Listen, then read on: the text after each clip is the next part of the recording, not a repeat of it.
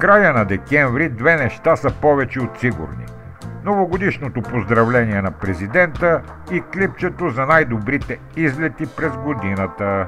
От доста години си изработих навика, преди да заседна на тежка софра и да го удара на юнаклък с греяна ракия и свински пържоли, да седна и да сглобя една видеорекапитулация от най-каръшките и най-късметлийските излети през изминалата година. И тъй, като винаги започвам с риболовните каръци, всеки път ми се струва, че по-скапана година не съм имал. Между другото, който иска да стане свидетел на позорните ми излети през 2024 година, може да потърси клипчето в страницата ми във Фейсбук "Риболовни маршрути". Когато обаче започна да броя положителните риболови, осъзнавам, че нещата не са толкова зле, колкото ми се струваше. С две думи, година като година. Нито по-добре, но и в никакъв случай по-зле от предишната.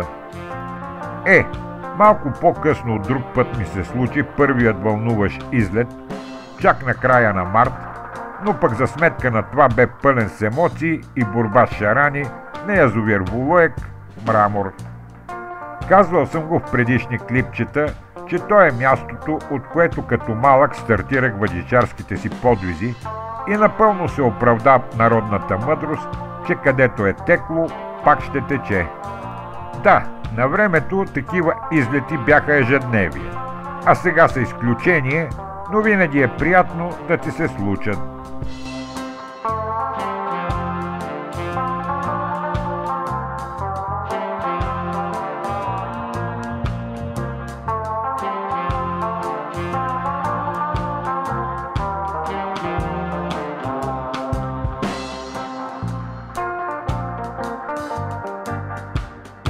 Следващия, донесъл ми максимално удоволствие излет, стана в края на май на Богровската баластриера. Този водоем, родно място на поколения софийски въдичари, колкото и да е натоварен от човешко присъствие, никога няма да спре да поднася приятни изненади на всеки по-търпелив колега, натопил въдици във водите му. Рибните му запаси са толкова прилични, че дори да го обстреля орешник, пак ще има живот в него.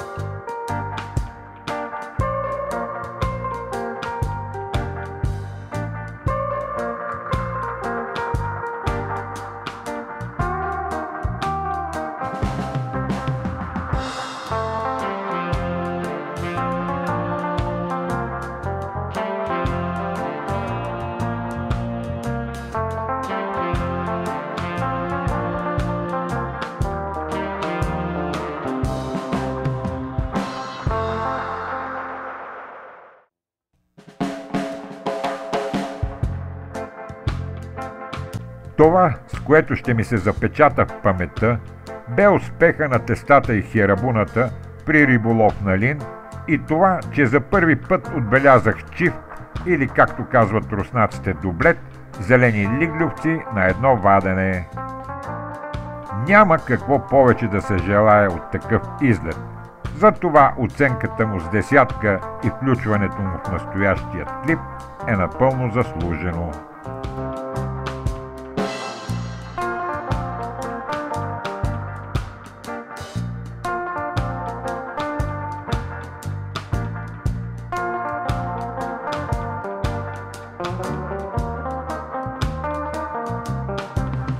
Световрачанската баластриера юни месец също се отчете с два прекрасни излета, доставили ми максимално удоволствие и емоции. Тежката ми почти маниакална зависимост от двата азиатски метода на риболов ме вкарва почти всеки път в шизофренно състояние пред дилемата на кой от тях да заложа на дадения излет. Дали да къцам на индикаторчета или да заръкомахам с херабуната. Затова реших да подложа на сравнение тези техники в два последователни излета по тази баластриера, надявайки се на конкретен резултат, кой от двата е по-подходящ за нашинските водоеми.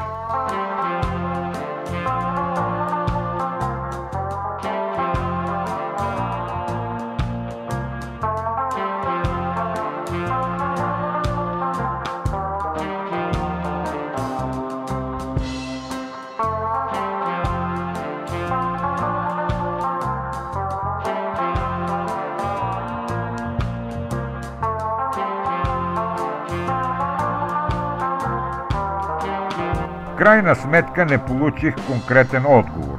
Кой е по-ефективният метод, защото резултата бе равен. Така че дилемата няма решение. А иначе излетите си бяха отлични и кефа максимален.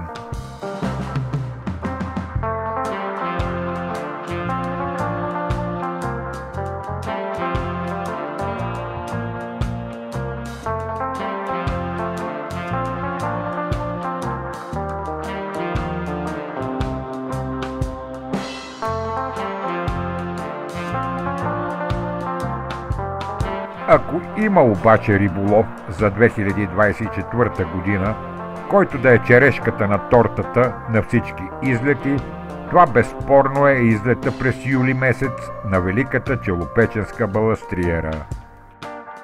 Такива излети се случват сравнително рядко и затова остават завинаги в съзнанието на човек.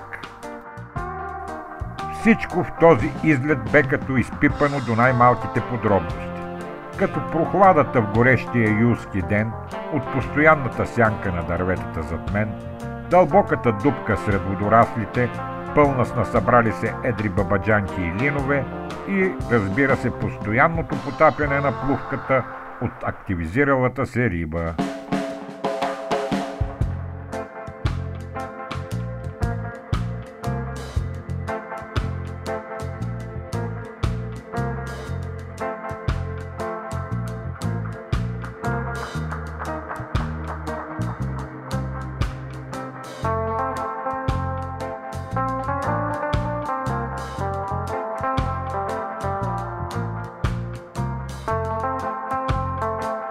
Дали късмета ми проработи да набарах рибоците, дали просто им бе дошло времето за активно хранене, няма значение. Важното е, че след такива риболови заспиваш като къпан, отпочинал, заредил батериите на макс и нямаш търпение до следващия излет отново да топнеш тоягите с надеждата, че нещата ще се повторят пак.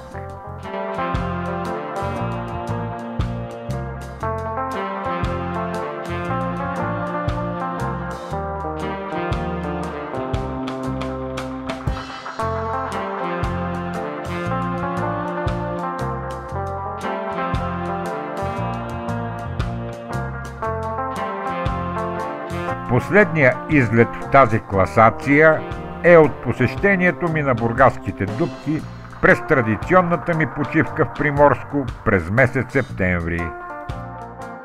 Този водоем, силно напомнящ ми за бугровските баластриери, е някакъв своеобразен естествен развъдник на див шаран. Поне аз не знам друг свободен водоем някъде у нас, нежели в Софийско, който да ти омръзне от риболов на тази риба. Вярно, че са подрастващи екземпляри, но всичките явно ходят на фитнес и зобят стероиди и анаболи, та въобще не е така просто да ги измъкнеш от дълбоките води там. Така че тръпката я има, а интензитета на калванетата е невероятен.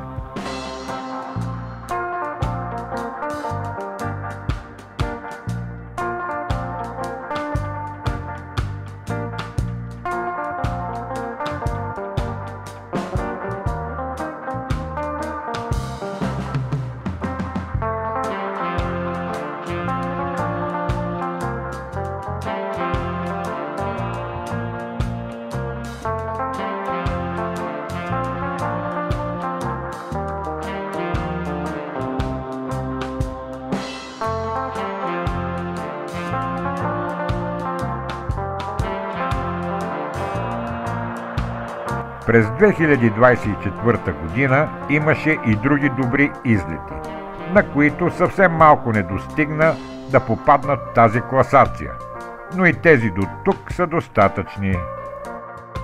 Накрая искам да пожелая на всички колеги най-вече здраве, късмет и много незабравими моменти по нашинските водоеми през новата 2025 година. На здраве!